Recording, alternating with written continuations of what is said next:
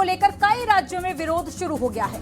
नए कानून पर सियासी बयानबाजी भी हो रही है। और साथ ही आज बात होगी माघ मेले में स्वामी अभिमुक्तेश्वरानंद की धरने पर सियासी बयानबाजी थमने का नाम नहीं ले रही है। अखिलेश और कांग्रेस ने सरकार पर सवाल उठाए तो वहीं बीजेपी ने भी पलटवार किया। और इसके साथ ही बात करेंगे आज नकल माफिया पर सीएम योगी आदित्यनाथ के बयान पर अखिलेश यादव ने भी पलटवार किया है। वहीं एसआईआर को अखिलेश ने एनआरसी बता दिया है। और साथ ही बात आज होगी 77वें गणतंत्र दिवस की, जहां पूरे उत्साह के साथ इसे मनाया गया। सीएम योगी ने भी लखनऊ में झंडा फहराया और परेड समारोह में शामिल हुए। अब विस्तार से आपको खबरें दिखाते हैं।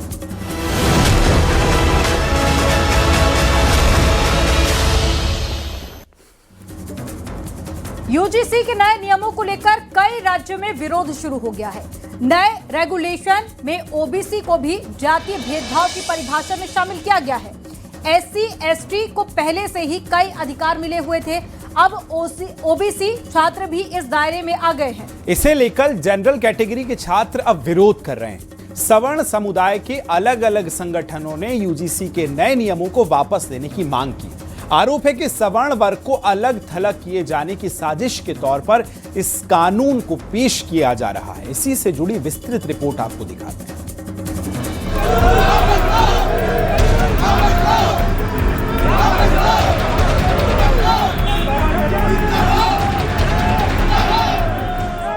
भेदभाव विरोधी नियम 2026। ये नियम यूजीसी लाया तो देश के उच्च शिक्षण संस्थानों में समानता और सद्भाव का माहौल बनाने के इरादे से, लेकिन उसे सवर्ण समुदाय के कई लोगों का गुस्सा झेलना पड़ रहा है। यूजीसी पर सवर्ण समुदाय के अलग अलग संगठनों का गुस्सा उतर रहा है। इस नियम को वापस लेने की मांग हो रही है। जानते हैं आखिर यूजीसी का नया नियम क्या है। पुराने रेगुलेशन में सिर्फ एससी एसटी समुदाय भेदभाव श्रेणी में शामिल थे। नए एक्ट में ओबीसी वर्ग को भी जातिगत भेदभाव की श्रेणी में रखा गया है। अब ओबीसी कैटेगरी के लोग भी भेदभाव की शिकायत दर्ज करा सकेंगे। हर यूनिवर्सिटी और कॉलेज में समान अवसर प्रकोष्ठ बनाना अनिवार्य है। हर कॉलेज में एससी एसटी और ओबीसी के लिए प्रकोष्ठ बनाए जाएंगे। हर यूनिवर्सिटी में इक्वलिटी कमेटी गठित की जाएगी। समिति में ओबीसी, महिला, एससी एसटी और दिव्यांग वर्ग मौजूद होगा। समिति हर 6 महीने में रिपोर्ट तैयार कर यूजीसी को भेजेगी। एसपी सांसद जियाउर रहमान बर्क ने यूजीसी को लेकर निशाना साधा। कहा कि सरकार भेदभाव वाले कानून लाएगी तो विरोध करेंगे। देश के हित में जो भी बेहतर होगा, अगर सरकार सही बिल लाती है जो देश के हित में होगा, तो हमें बिल्कुल इस बात को जिम्मेदारी से कहता हूँ, मैं उन बिल का हमारी पार्टी समर्थन करेगी। लेकिन अगर कोई बिल ऐसा होता है जिससे कि देश को बांटने का या देश के अंदर इस प्रकार का कोई होता है जो उसके खिलाफ है, तो हम उसकी पूरी मजबूती के साथ मुखालफत करें। पूर्व सांसद ब्रजभूषण सिंह ने कहा कि यूजीसी एक गंभीर विषय है। यूजीसी समाज से जुड़ा मुद्दा है, इस पर सोच समझकर बोलना चाहिए। यूजीसी एक बड़ा गंभीर विषय है, इसलिए मैं इसको अध्ययन कर रहा हूं और जो कुछ भी बोलूंगा बहुत सोच समझ करके बोलना है, क्योंकि ये समाज से जुड़ा हुआ मुद्दा है और कोई सामंजस्य निकलना चाहिए। तो बिना जानकारी के मैं इस पर बोलना नहीं चाहता। बहराइच पहुंचे राज्य कारागार मंत्री सुरेश राही ने यूजीसी बिल पर सहमति जताई। उन्होंने कहा कि अगर इसमें कोई खामी मिलती है या इसका कोई दुरुपयोग होता है तो संशोधन भी होगा। यदि कोई नियम बनाया जाता है तो जैसे कि आप मान लीजिए SC/ST एक्ट था, उसमें पहले गिरफ्तारी होती तुरंत थी। अभी है क्या गिरफ्तारी? अभी जांच होने के बाद गिरफ्तारी होती है। ये तो किसी नियम बनाए गए हैं, अगर कोई कमी निकलती है या उसका दुरुपयोग होता है तो उसमें संशोधन किया जाएगा। वहीं यूजीसी पर आरएसएस के मुस्लिम मंच के संयोजक डॉक्टर इंद्रेश ने कहा कि भड़काने वाले लोगों से सावधान रहना चाहिए। समाज अगड़े पिछड़े में नहीं बटेगा। भड़काने वाले भड़काने का काम करेंगे, उनके भड़काने से समाज बटेगा नहीं, लड़ेगा भी नहीं और आपस में एक दूसरे के सामने भी नहीं आएगा। पहले भी लोगों ने बहुत भड़काने की और लड़वाने की कोशिश की है। अलीगढ़ में करणी सेना की ओर से यूजीसी कानून के विरोध में महामहिम राष्ट्रपति के नाम संबोधित एक ज्ञापन एडीएम को सौंपा गया। ज्ञापन के जरिए करणी सेना ने यूजीसी से संबंधित नियम का विरोध किया है। Bureau report, news 18।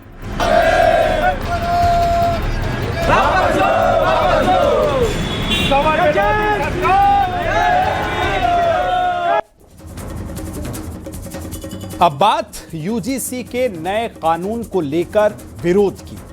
हर बढ़ते दिन के साथ विरोध भी बढ़ रहा है। लखनऊ में बीजेपी के 11 स्थानीय पदाधिकारियों ने एक साथ इस्तीफा दे दिया। बख्शी तालाब के कुम्हरावा मंडल महामंत्री जो हैं आलोक तिवारी ने अपने पद से इस्तीफा दिया। इस्तीफे में कहा कि यह कानून लागू करके हमारे सवर्ण समाज के बच्चों के भविष्य के साथ खिलवाड़ हो रहा है। नोएडा में यूजीसी के नए नियम के विरोध में इस्तीफा दिया गया है। बीजेपी युवा मोर्चा के उपाध्यक्ष ने इस्तीफा दिया और यूजीसी के नए नियम को वापस लेने की मांग की गई है। नए नियम को संवर्ण जाति के खिलाफ बताया जा रहा है।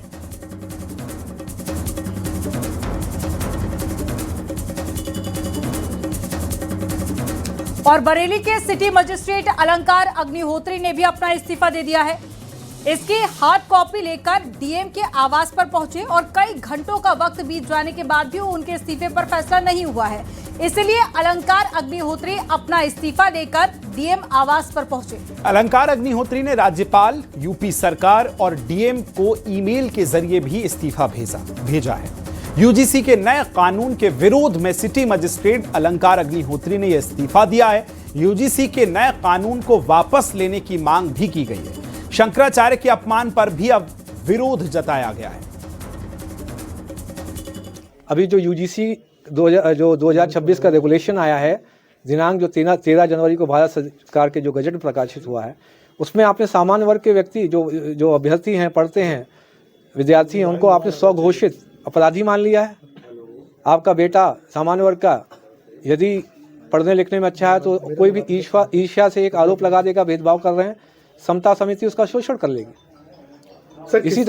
इसी तरीके से यदि आपकी बेटी पर किसी को गलत नजर है, वो एक फर्जी निराधार शिकायत कर सकती।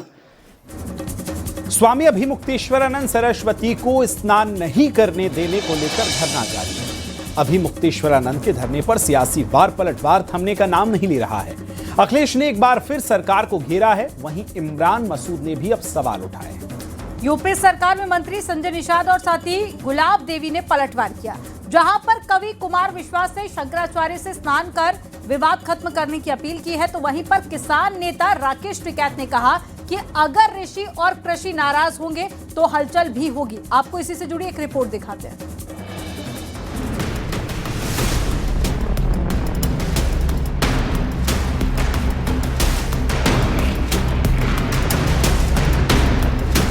प्रयागराज के माघ मेले में शंकराचार्य स्वामी अभिमुक्तेश्वरानंद सरस्वती का स्नान के दौरान हंगामे को लेकर धरना जारी है। वहीं स्वामी अभिमुक्तेश्वरानंद के धरने पर सियासी बयानबाजी भी जारी है। अखिलेश ने एक बार फिर उनका नाम लेकर सरकार पर निशाना साधा। वहीं कांग्रेस सांसद इमरान मसूद ने कहा कि सरकार की मनमानी से शंकराचार्य की बेइज्जती हो रही है।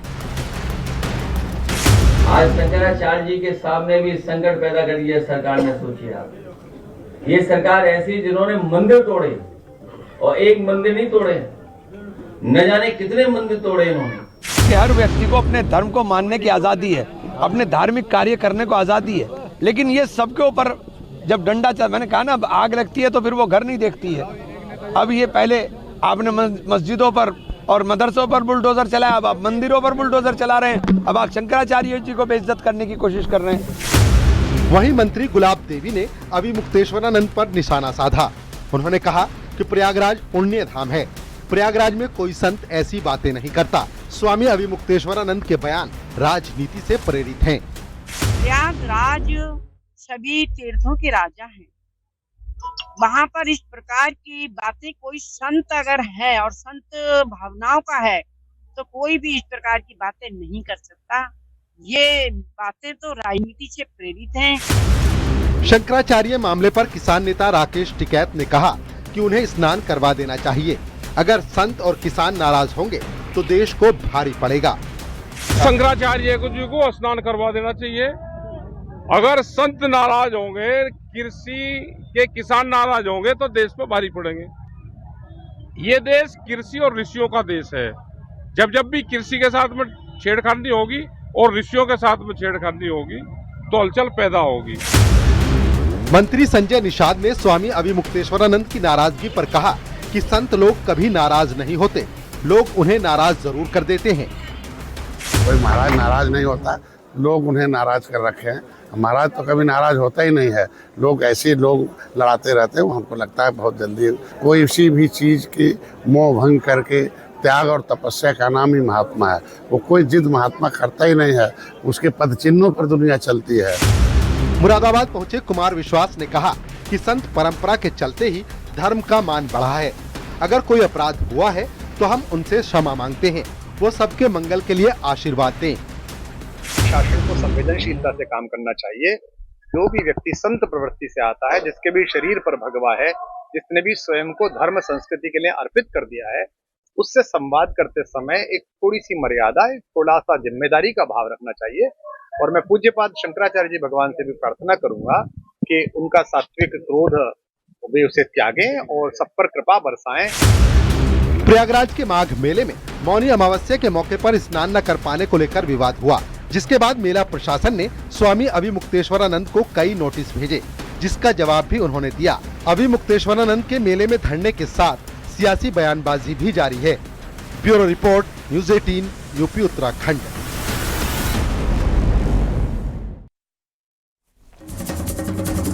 मुख्यमंत्री योगी आदित्यनाथ ने अखिलेश यादव पर कल बड़ा हमला बोला था और सीएम योगी आदित्यनाथ ने कहा है कि एसपी सरकार में तो मुखिया ही 12 बजे सोकर उठता था, तभी स्कूली शिक्षा माफिया के हाथ में चली गई थी। सीएम योगी ने कहा कि यूपी में नौजवानों के भविष्य के साथ खिलवाड़ होता था। सीएम योगी के बयान पर अखिलेश ने भी अब पलटवार किया और एसआईआर को एनआरसी करार कर दिया है। रिपोर्ट आपको दिखाते हैं।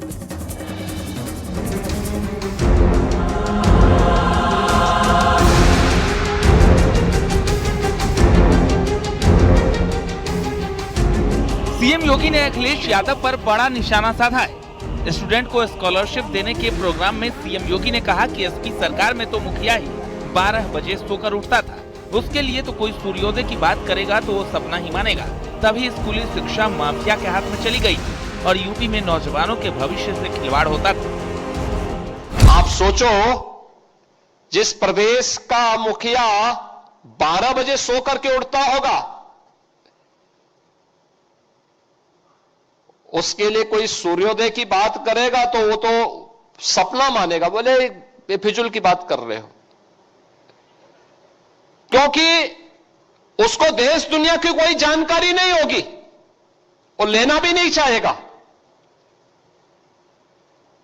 और परिणाम क्या होता था? उत्तर प्रदेश के नौजवान के सामने पहचान का संकट खड़ा होता था। वहीं सीएम योगी के बयान पर अखिलेश यादव ने भी तंज कसा है।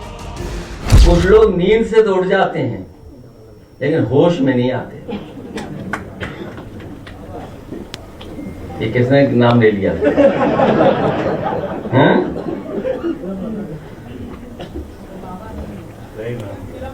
जिनके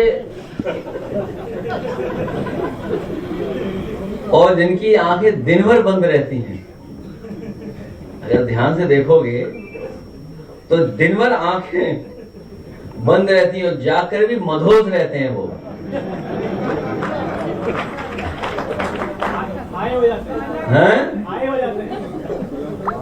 और सुना है कोई एक सतुआ बाबा, एक बथुआ बाबा।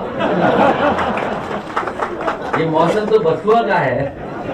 सीएम योगी ने कहा कि 2017 से पहले यूपी में पहचान का संकट था, लेकिन आज युवाओं की अलग पहचान बन रही है। अब शिक्षा नकल माफिया के चंगुल से बाहर है।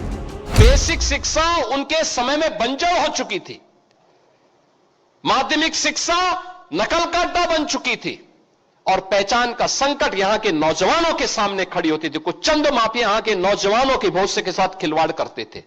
उस माफिया को जब क्रैश किया गया, नकल पर सख्ती से रोक लगाई गई और उसके लिए प्रोजेक्ट अलंकार योजना ला करके उन स्कूलों का, आज देखिए आप, जितने भी गवर्नमेंट इंटर कॉलेजेस हैं, एडेड इंटर कॉलेजेस हैं, प्रोजेक्ट अलंकार के अंतर्गत हमने पैसा दिया है। आज उनके भव्य भवन फिर से अपने गौरव की ओर हम सबका ध्यान आकर्षित करते हैं। अखिलेश यादव ने एसआईआर को लेकर एक बार फिर निशाना साधा। उन्होंने कहा कि ये एनआरसी है। जो बुलडोजर चला रहे हैं वो अभी भी नींद में हैं, क्योंकि उन्हें एहसास नहीं है कि जिस दिन वोट पड़ेगा तो उनकी गिनती कहां होगी जाकर के। जो लोग हारने लगे हैं वो अब एसआईआर लाए हैं, और ये एसआईआर नहीं थी, एनआरसी थी, याद रखना आप। हम लोगों ने कई बार कहा कि ये वोट के बहाने इलेक्शन कमीशन से करा रहे एनआरसी। सीएम योगी ने जहां निशाना साधा वहीं अखिलेश ने भी जवाब दिए। सियासी वार पलटवार जारी है। Bureau report, news 18।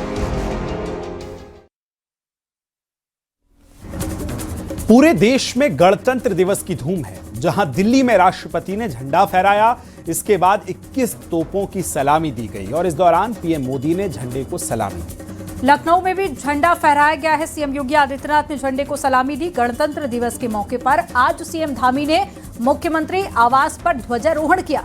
इस दौरान सीएम धामी ने लोगों को संविधान की शपथ दिलाई।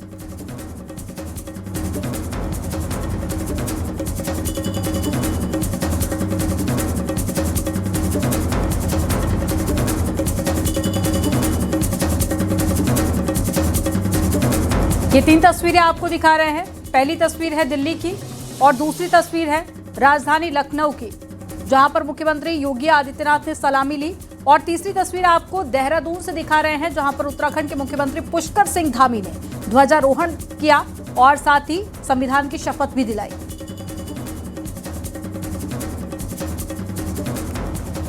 और लखनऊ में 77वें गणतंत्र दिवस पर मुख्यमंत्री योगी आदित्यनाथ ने अपने सरकारी आवास पर झंडा फहराया। उन्होंने प्रदेशवासियों को गणतंत्र दिवस की बधाई दी। उन्होंने कहा कि 76 वर्ष की इस यात्रा में संविधान ने अनेक उतार चढ़ाव देखे हैं। सीएम योगी ने कहा कि भारत की एकात्मता और अखंडता के लक्ष्य को आगे बढ़ाते हुए हम नए भारत का दर्शन कर रहे हैं। इसमें संविधान की महत्वपूर्ण भूमिका रही है। रिपोर्ट आपको दिखाते हैं।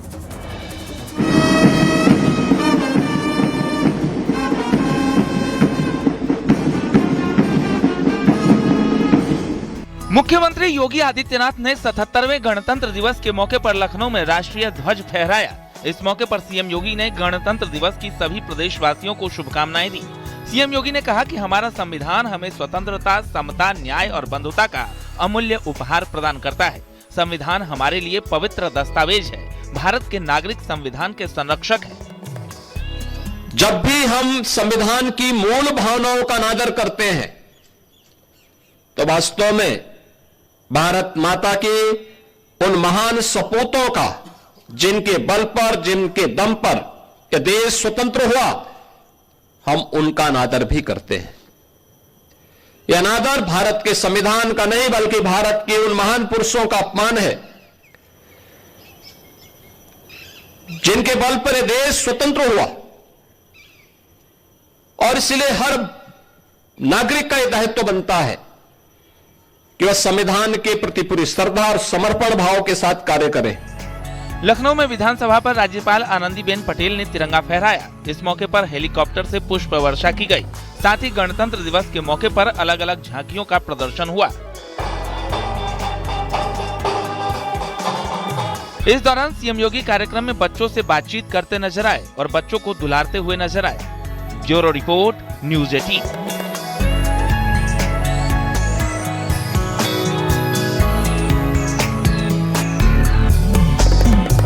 बागपत में गणतंत्र दिवस के अवसर पर मदरसे के छात्रों की प्रभात फेरी का एक वीडियो सोशल मीडिया पर काफी वायरल हो रहा है।